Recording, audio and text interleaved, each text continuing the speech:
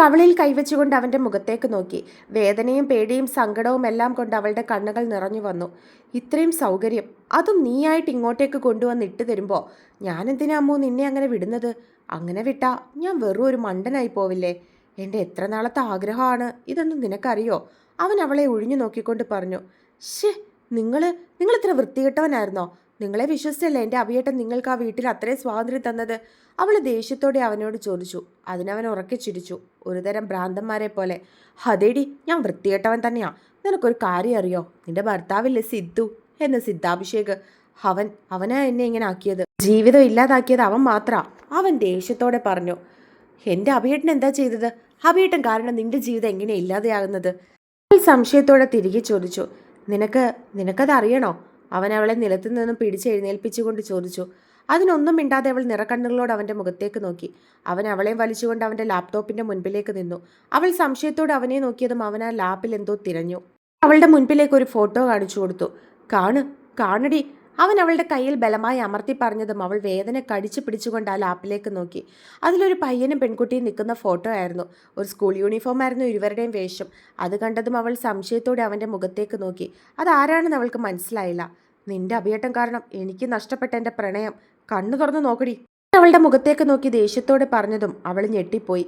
അപ്പോഴാണ് അത് അവനും അവൻ സ്നേഹിച്ചിരുന്ന പെൺകുട്ടിയുമാണെന്ന് അവൾക്ക് മനസ്സിലായത്. അവനോട് ഞാനന്ന് പലതവണ പറഞ്ഞതാ സ്കൂളിൽ കംപ്ലൈൻറ്റ് ചെയ്യരുതെന്ന്. എന്നിട്ട് എൻ്റെ വാക്ക് കേൾക്കാതെ അവൻ പ്രിൻസിപ്പാളിനോട് ഞാൻ ഡ്രഗ്സ് യൂസ് ചെയ്യുന്ന കാര്യം പറഞ്ഞു. അത് പിന്നെ പോലീസ് കേസായി. എൻ്റെ വീട്ടുകാർ മുഴുവൻ മറ്റുള്ളവരുടെ മുമ്പിൽ നാണം കെട്ടു.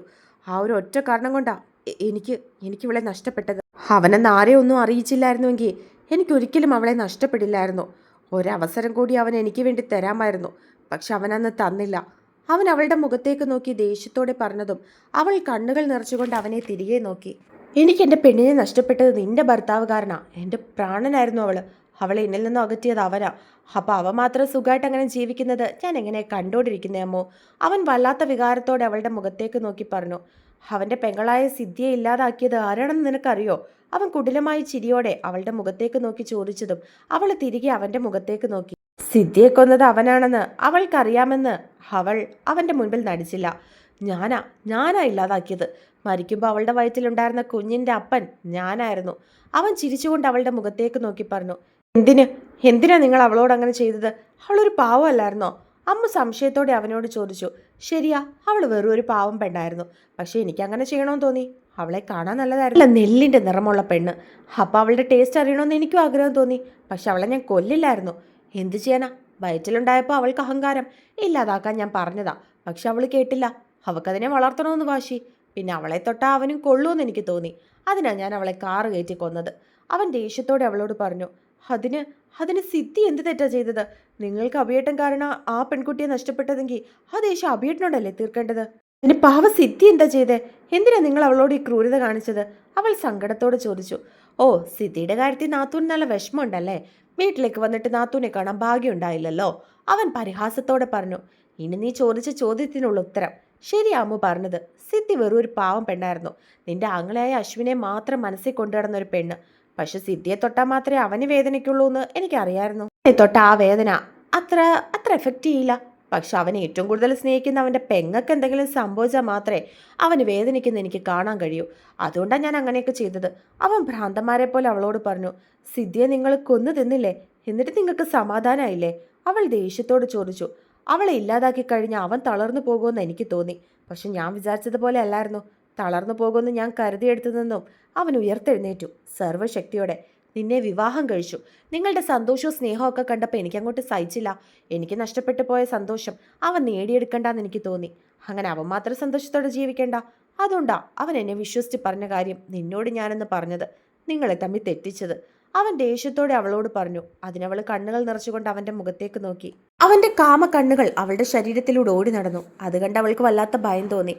ഇനി എനിക്കൊരാഗ്രഹം കൂടിയുണ്ട്. അവൻ പറഞ്ഞതും അവളത് എന്താണെന്നുള്ള അർത്ഥത്തിൽ അവൻ്റെ മുഖത്തേക്ക് നോക്കി. അവൻ ഉപയോഗിച്ചതാണെന്ന് എനിക്കറിയാം. പക്ഷെ എന്നാലും നീ എന്ന പെണ്ണിൻ്റെ രുചി അറിയാൻ ഒരാഗ്രഹം. നീയായിട്ട് എനിക്കത് സാധിച്ചു തരുമോ? അവൻ വല്ലാത്ത ഭാവത്തോടെ അവളുടെ അടുത്തേക്ക് നടന്നു.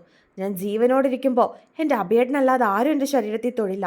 അവളും ദേഷ്യത്തോടെ തിരികെ അവനോട് പറഞ്ഞു. അതിന് അവൻ അവളെ നോക്കി ചിരിച്ചു. നിന്റെ അനുവാദം എനിക്ക് വേണ്ട. ഞാൻ ചോദിച്ചു എന്നേ ഉള്ളൂ. എനിക്ക് വേണ്ടത് ഞാൻ എടുത്തോളാം. എന്തായാലും എൻ്റെ ശക്തിയുടെ അത്രയും വരില്ലല്ലോ ഒരു പീറ പെണ്ണിൻ്റെ കരുത്ത്. അവൻ പുച്ഛത്തോടെ അവളുടെ മുഖത്തേക്ക് നോക്കി പറഞ്ഞുകൊണ്ട് അവളുടെ അടുത്തേക്ക് നടന്നു. അവൻ വരുന്നതനുസരിച്ച് അവൾ പുറകിലേക്ക് മാറിക്കൊണ്ടിരുന്നു. ഒടുവിൽ അവൾ ഭിത്തിയിൽ തട്ടി നിന്നതും അവൻ പുച്ഛത്തോടെ അവളെ നോക്കി ചിരിച്ചു. അവൻ അവളുടെ അടുത്തേക്ക് ചെന്ന് അവളുടെ ഇരുവശത്തും കൈകൾ കൊണ്ട് ലോക്ക് ചെയ്തു. അവൾക്ക് വല്ലാത്ത ഭയം തോന്നി. അവൾ കണ്ണുകൾ ഇറുക്കി അടച്ചു പിടിച്ചു. മുൻപിൽ സിദ്ധുവിൻ്റെ മുഖം തെളിഞ്ഞു വന്നു. എങ്ങനെ അവൻ്റെ കയ്യിൽ നിന്ന് രക്ഷപ്പെടുമെന്നുള്ള സംശയത്തിലായിരുന്നു അവൾ. അവൻ അവൻ്റെ മുഖം അവളുടെ മുഖത്തിൻ്റെ അടുത്തേക്ക് അടുപ്പിച്ചു.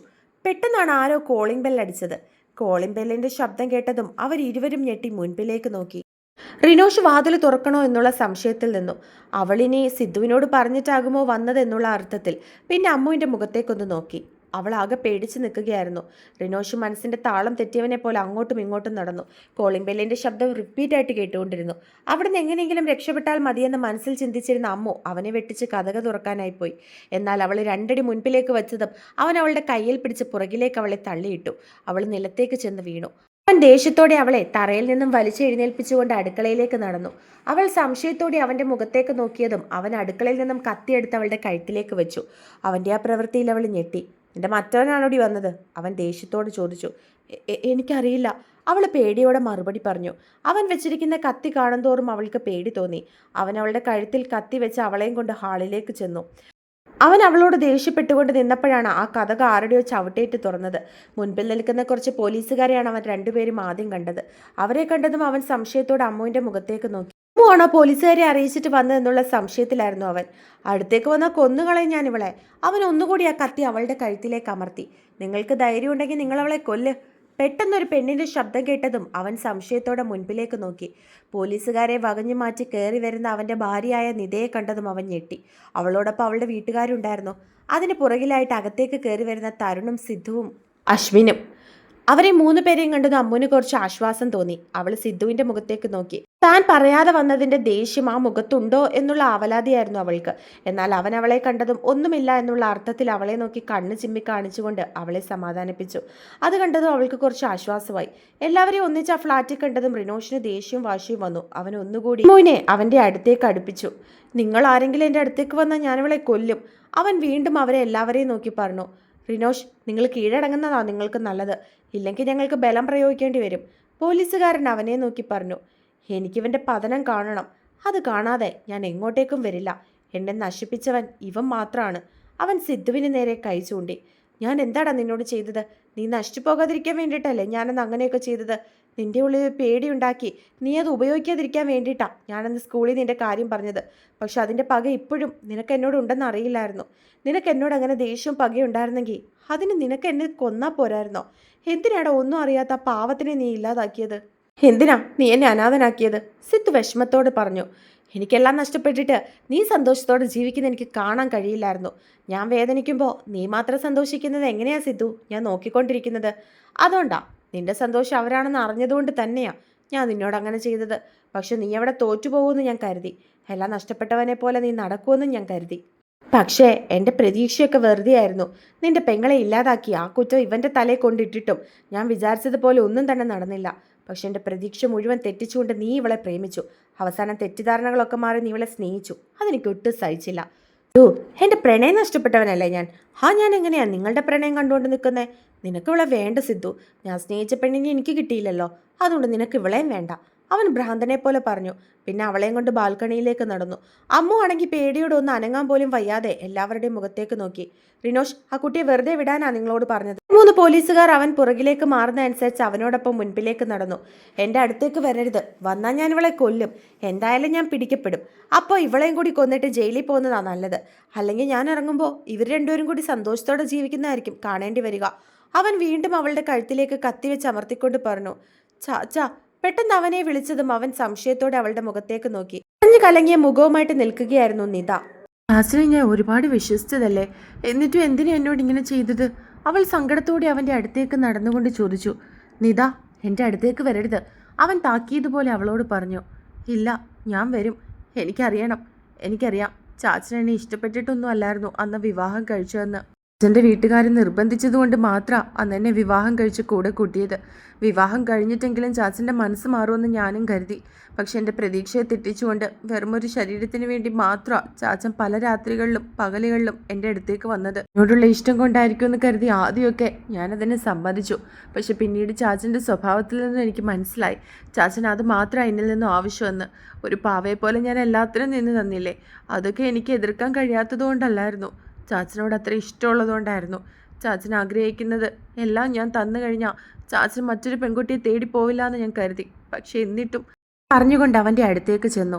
അവൾ അങ്ങനെയൊക്കെ സംസാരിച്ചുകൊണ്ട് നിന്നതും റിനോഷിൻ്റെ ശ്രദ്ധ അവളിലേക്ക് മാത്രമായി. ആ സമയത്ത് പോലീസുകാരിൽ ഒരാൾ മറ്റൊരാളെ കണ്ണു കാണിച്ചതും അയാൾ അവൻ്റെ കയ്യിൽ ബലമായിട്ട് തട്ടി. അവൻ്റെ കയ്യിൽ നിന്നും ആ കത്തി നിലത്തേക്ക് വീണു. ആ സമയം കൊണ്ട് മറ്റു 2 പോലീസുകാർ അമ്മുവിനെ അവൻ്റെ കയ്യിൽ നിന്നും ബലമായിട്ട് മാറ്റി. ശേഷം അവൻ്റെ കയ്യിൽ വിലങ്ങിടാൻ തുടങ്ങി. അവൻ്റെ അടുത്തു നിന്നും രക്ഷപ്പെട്ടതും അമ്മ ഓടി സിദ്ധുവിൻ്റെ അടുക്കലേക്ക് ചെന്നിരുന്നു. അഭിയേട്ടാ, സോറി, പറയാതെ വന്നതിന് സോറി. അവൾ അവനെ ഇറുക്കി കെട്ടിപ്പിടിച്ചുകൊണ്ട് കരഞ്ഞു. സാരമില്ല മോളെ, നീ ഇവിടേക്ക് വന്നതാണെന്ന് എനിക്കറിയായിരുന്നു. ഉണ്ടല്ലേ ഞങ്ങൾ പോലീസുകാരെ വിവരം അറിയിച്ചത്. പിന്നെ നിതയും കാര്യം പറഞ്ഞ് മനസ്സിലാക്കാൻ കുറച്ച് സമയം വേണ്ടി വന്നു. അവൻ അവളുടെ നെറുകയിലൊന്ന് തലോടിക്കൊണ്ട് പറഞ്ഞു. ഇവനെ കൊണ്ടുപോ. ആ പോലീസുകാരൻ അവനെ പിടിച്ചിരിക്കുന്ന മറ്റു 2 പോലീസുകാരെ നോക്കി പറഞ്ഞതും അവർ അവനെയും കൊണ്ട് പോകാൻ തുടങ്ങി. അവർ കുറച്ച് മുൻപോട്ട് നടന്നതും അവൻ്റെ പിറകിൽ അവൻ്റെ കയ്യിൽ നിന്നും നിലത്തേക്ക് വീണ കത്തി ഉപയോഗിച്ച് അവന് കുത്തേറ്റതും ഒന്നിച്ചായിരുന്നു. ആ, അവൻ നിലവിളിച്ചു. അത് കേട്ട് എല്ലാവരും ഞെട്ടി. പുറകിൽ കത്തിയുമായി നിൽക്കുകയായിരുന്നു നിത. കണ്ണുനീർ അവളുടെ കണ്ണിൽ നിന്നും താഴേക്ക് ഒഴുകുന്നുണ്ട്. എന്നാലും അതൊന്നും വകവയ്ക്കാതെ അവൾ അവനെ തലങ്ങും വിലങ്ങും വെട്ടി. മോളെ, അവളുടെ അച്ഛൻ ഓടിച്ചെന്ന് അവളെ പിടിച്ചു മാറ്റി. അപ്പോഴേക്കും ഒരുവിധം അവനെ കുത്തേറ്റിരുന്നു. അവൾ അവനെ വെട്ടിയ ഷോക്കിലായിരുന്നു എല്ലാവരും. മോളെ, നീ എന്തേ കാണിക്കുന്നേ? അയാൾ അവളെ പിടിച്ചു മാറ്റിക്കൊണ്ട് ചോദിച്ചു. ചാവട്ടെ പപ്പേ, ചാച്ചൻ ചാവട്ടെ. ഇനിയൊരു പെൺകുട്ടികൾക്കും ഇങ്ങനൊരു അവസ്ഥ വരരുത്. എനിക്ക് വയ്യ പപ്പേ. ചാച്ചൻ ജയിലിൽ പോകുന്നത് കാണാൻ എനിക്ക് വയ്യ. മരിച്ചു പോട്ടെ പപ്പേ. ഭർത്താവില്ലാതെ വിധവയെ പോലെ ഞാൻ ജീവിച്ചോളാം. പക്ഷേ ജയിലിൽ പോയാൽ ഞാൻ വേണ്ട പപ്പേ, വേണ്ട. അവൾ അയാളുടെ ഷർട്ടിൽ പിടിച്ച് അമർത്തിക്കരഞ്ഞു. അത് കണ്ടു നിന്ന അമ്മ ഉൾപ്പെടെ എല്ലാവരുടെയും കണ്ണുകൾ നിറഞ്ഞു. അതവന് കുത്തേറ്റതിലല്ലായിരുന്നു, മറിച്ച് അവളുടെ അവസ്ഥ ഓർത്തിട്ടായിരുന്നു. ഇയാളെ പെട്ടെന്ന് ഹോസ്പിറ്റലിലേക്ക് എത്തിക്ക്. ആ പോലീസുകാരൻ മറ്റുള്ളവരെ നോക്കി പറഞ്ഞതും അവർ അവനെ എടുത്ത് ഫ്ലാറ്റിന് പുറത്തേക്ക് പോയി. നിത അപ്പോഴേക്കും ബോധം കെട്ടി താഴേക്ക് വീണിരുന്നു. അയ്യോ മോളെ, അവളുടെ പപ്പ വിളിച്ചു. അശ്വിൻ, ആ കുട്ടിയെ എടുക്ക്. സിദ്ധു പെട്ടെന്ന് പറഞ്ഞതും അശ്വിൻ ഓടിച്ചെന്ന് അവളെ വാരിയെടുത്തു.